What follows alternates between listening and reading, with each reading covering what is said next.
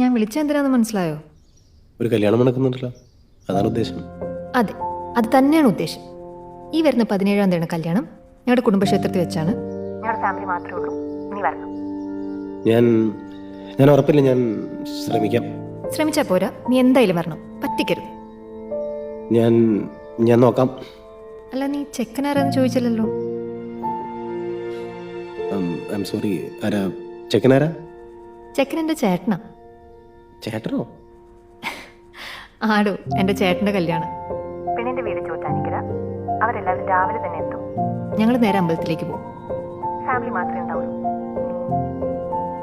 നീ വരണം. അല്ല, എന്താന്ന്? എൻ്റെ ചേട്ടൻ്റെ കല്യാണമാണ് ഈ 17-ാം തീയതി. നീ വരണം എന്ന്, എല്ലാവരെയും പരിചയപ്പെടണമെന്ന്.